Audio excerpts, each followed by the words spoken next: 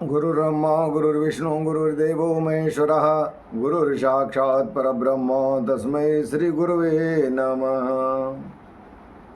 जन्माद्यस्य यतोऽन्वयादितर्थश्चार्थैष्वभिज्ञस्वराट् तेन ब्रह्महृदायादिकवये मुह्यन्ति यत्सूरयः। तेजो वारे मृदां यथा विनिमयो यत्र त्रिसर्गो मृषा नाम्ना स्वेन सदा निरस्तकोकं सत्यं परं धीमहि। हरे कृष्ण कृष्ण कृष्ण हरे हरे, हरे राम राम राम हरे हरे।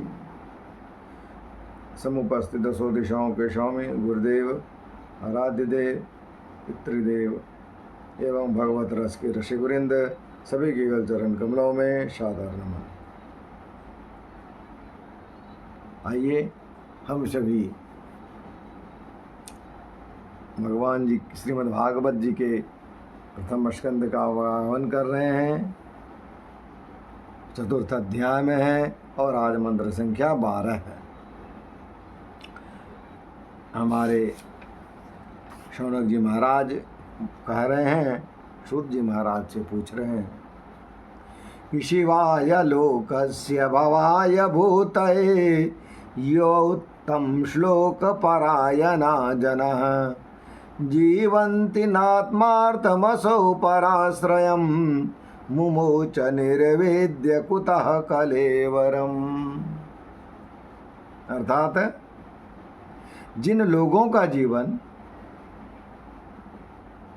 भगवान के आश्रित है वे तो संसार के परम कल्याण, अभ्युदय और समृद्धि के लिए ही जीवन धारण करते हैं।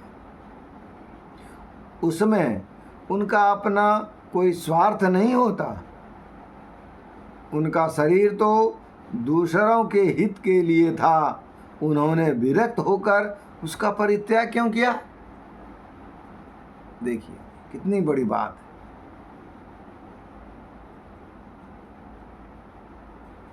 हम लोगों का जीवन संसार के लिए होता है, लेकिन हमारे जो परीक्षित जी महाराज हैं, इनका जीवन किसके लिए है? भगवान के आश्रित है।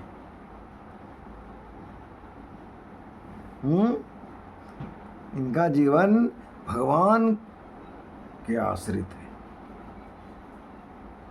सोचिए,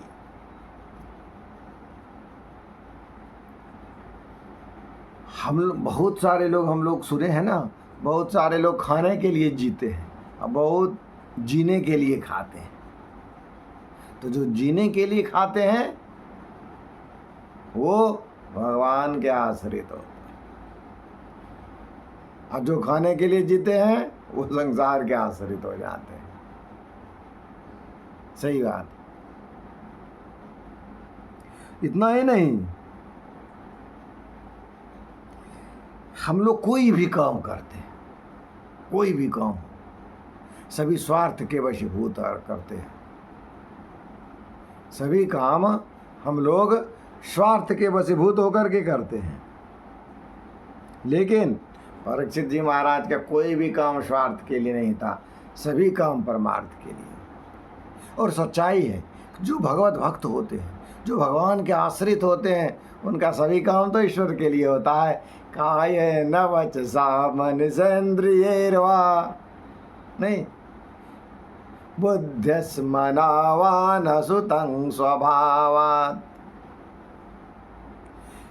जब वाणी बोलते हैं तो भगवत के गुण का चरित्र ही होता है।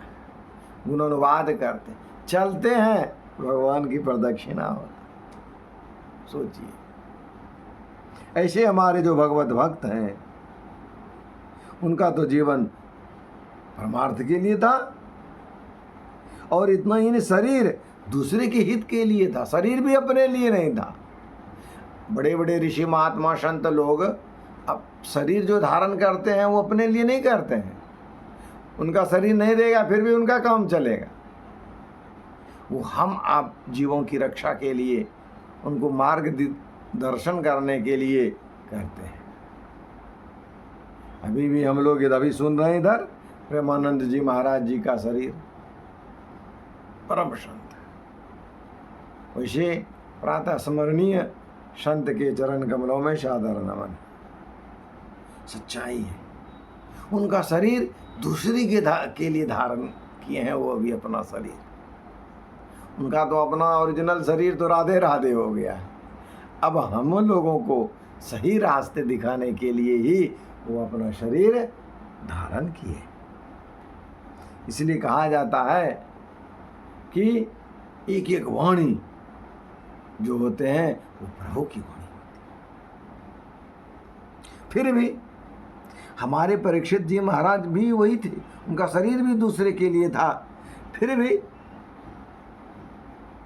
और विरक्त तो थे ही, फिर भी उन्होंने अपना शरीर क्यों त्यागने के लिए सोच रहे हैं? सो हमको अच्छे प्रकार से आप बताएं। आइए, भगवान के ऐसे जो भक्त हमारे परीक्षित जी महाराज हैं, हम लोग उनके साथ प्रभु का नाम ले लेते हैं। हरे कृष्ण कृष्ण कृष्ण हरे हरे, हरे राम राम राम हरे हरे। श्री कृष्ण अर्पणमस्तु। प्रेम से बोलिए राधे राधे।